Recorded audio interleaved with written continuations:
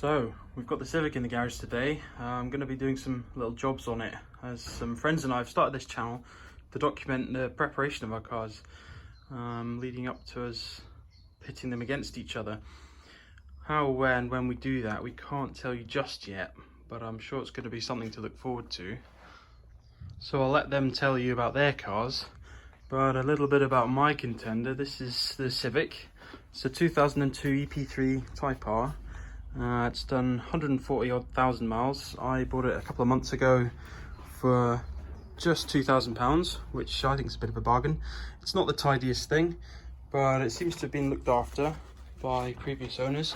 It was a bit of a track horse before I got it, because it had a bucket seat and a few other mods done to it. For the most part, it's completely standard, apart from the bucket seat. A few other little pieces I'll show you. It's a standard car. I think these are pretty good cars, and it drives fairly well as it is. So I'm just going to be doing mostly maintenance work on it and see how she does. So jobs today are to do the near side front ball joint. I've already done the other side, so hopefully this goes just as easy. This is a press-in type, so these can be a bit of a pain, but we'll see how we get on. We've also got some engine mount inserts to do. One of the engine mounts on the car's already failed, so I'm being a bit cheeky and just putting inserts in rather than a new mount, and see how we get on. There's front and a rear in this set, so let's get started. So this ball joint lives right at the bottom of the hub, at the bottom of the car, like that. That's the old one here. So to get to that, we've got to rip the hub nut off, take out one of these bolts here to flip the hub out, break this ball joint, and then press it out from the top down. Press the new one back in the top, put it back together, and we'll see how we go. First thing you have to do here is take this hub nut off. So you have to use a punch to lift this tab back out, so you can unthread the nut from the spindle like that, so that the nut can come out of the slot easily enough. So I've just had a helper hold on the brakes so that I could crack off the hub nut. Hub nut's now loose, so it'll spin off.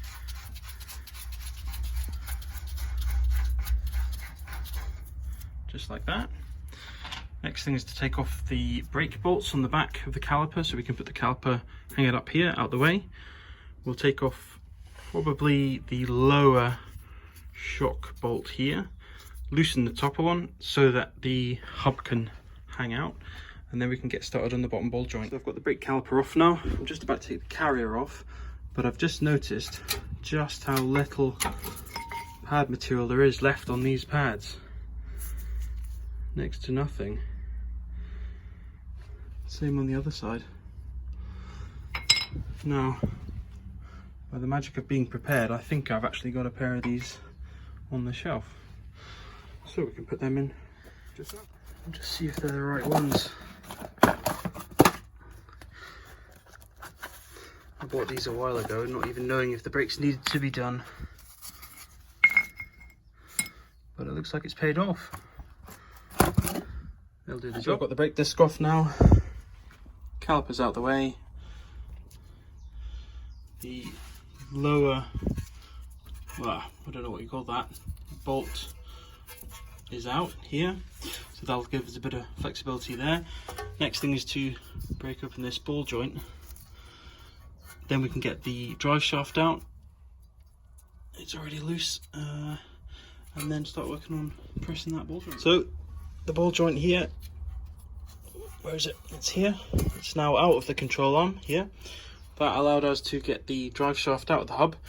We've got a bit of movement thanks to one of these bolts coming out. We've got a bit of movement in the hub now. It gives us access to remove this ball joint from the hub. Sorry, the ball joint is pushed down, so to release it, it needs to be pushed back upwards out through the arm. It's a press fit. I've also noticed that there's quite a lot of rust on this drive shaft splines on the inside as well, so we're going to clean them up, put a little bit of grease on them, because they were a bit tight. Here we are quite a bit later on the bench. I ended up taking off the entire hub from the car because my ball joint splitter started to bend. So I'm going to try this in the vise to get it out now. It's maybe a good thing because you can see how it presses through a bit easier now. I just undid the ABS sensor at the car. Remember to do that because these do break, because I wasn't brave enough to do it at this side because it could be a little bit rusted in. So we'll just leave him be. We'll put it in the vise and we'll try and press it that way. So this is the setup I found that seems to be working now. You see the ball joint just started to crack off. I had to chop the end off with a grinder to give me enough room, but it seems to be coming now.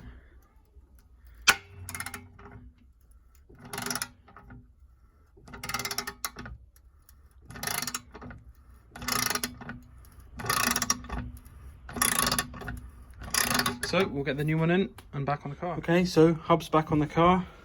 That was a complete nightmare and took way longer than it should have, but we got there in the end. New ball joints on, looking great.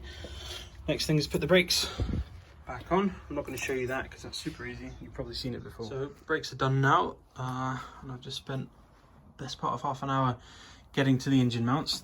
They've just come out, so this is the front one out now. Rear one's here. Front one was already damaged, which is why I'm just chancing my luck and putting inserts in. As you can see, it's split all down there.